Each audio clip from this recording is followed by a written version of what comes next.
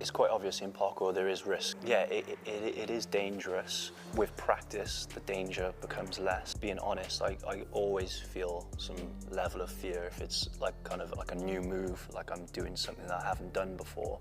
But it's like in any sport, you know, rugby, football, people get tackled, injure themselves, people that do other sports fall over and hurt themselves. My name is Craig Robinson. I'm 35 years old and I'm co-director and head coach at Fluidity Freerun Academy.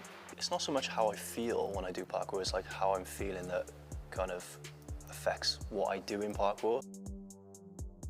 Just before, shortly before, like I kind of knew what parkour was, I was always kind of like a kind of active kid doing martial arts and just trying to jump and do gymnastics and stuff like that. I started practicing parkour around 2002/2003. No one had really heard about it. They just thought that you were kind of just up to no good, you know, antisocial or vandalizing or something like that. But kind of over the years, people have kind of come to know what it's about. We had a couple of classes across Cardiff in different like kind of centres, so like leisure centres and like gymnastic centres and so on.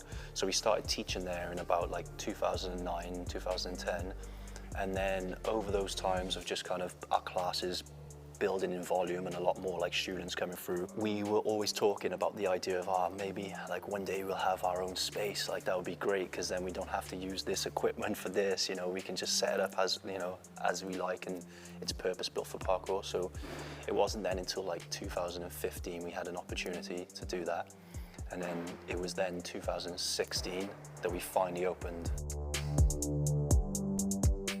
Anyone can do it as an activity and anyone could benefit from it, from an activity. So for example, you know, we have 50, 60-year-old people in here and, you know, they might just be developing their balance, for example. But then for like a sport where it's a bit more like competitive and like performance and stuff, maybe there is a smaller age range of like, say, like teens to early 20s where they're going to compete, maybe in competitions or doing performances.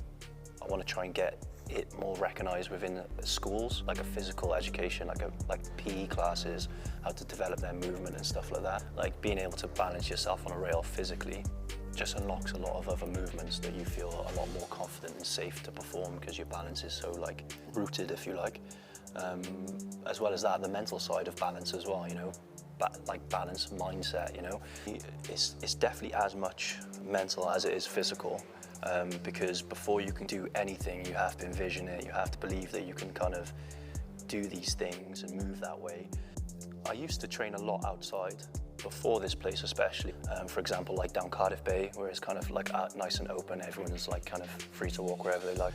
But then I train here a lot as well, because obviously this is where I work, so I've got that luxury to practice while I'm teaching, but obviously through the training and developing kind of your balance, your awareness and your time and your strength, it reduces the risk because you're more capable.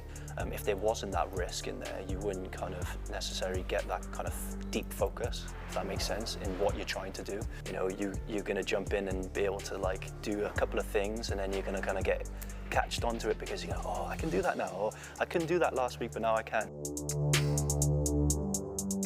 Anyone can do it, it's not specialised. There is a safe way of practicing and a progressive way, and you are going to make both physical and mental gains.